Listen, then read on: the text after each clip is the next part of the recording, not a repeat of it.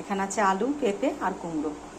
সাবুটা আমি জল দিয়ে ধুয়ে আর সামান্য একটু জল দিয়ে ভিজিয়ে রেখেছিলাম 2-3 ঘন্টার মতন।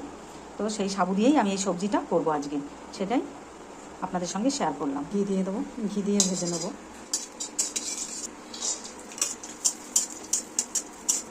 কিশমিশটা দিয়ে দেবো। এখন ভাজা হয়ে গেছে, আমি এখন এটা তুলে নেবো। এখন দিয়ে দেবো আমি সাদা তেল।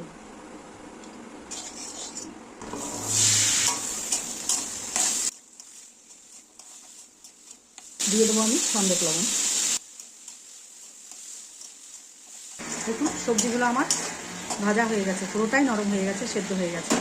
এই যে সেদ্ধ হয়ে গেছে। এখন দিয়ে দেবো আমি এই সাবুগুলো।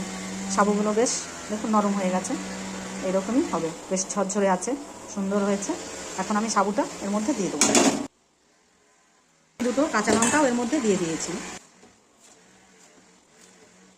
এর মধ্যে আপনারা চিনেবাদাম ভেজেও দিতে পারেন, তো আমি চিনেবাদামটা দিইনি, আমি কাজু বাদামটাই দিয়েছি। এখন দিয়ে দেবো আমি কাজু কিশমিশগুলো ভেজে রেখেছি, এই যে এটা দিয়ে দেবো।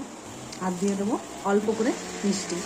আপনারা মিষ্টি পছন্দ করলে দেবেন, নয়তো দেবেন না। আমি মিষ্টিটা পছন্দ করি, তাই হালকা মিষ্টি দেবো, খুব বেশি না। এই যে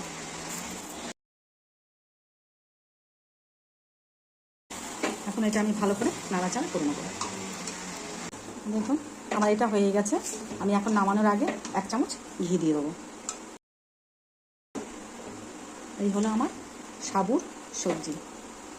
আমি সবজি দিয়ে সাবুটা আজকে বানালাম। আপনারা ওইভাবে করে দেখবেন, ভীষণ ভালো লাগে। রেডি আমার সবজি সাবু।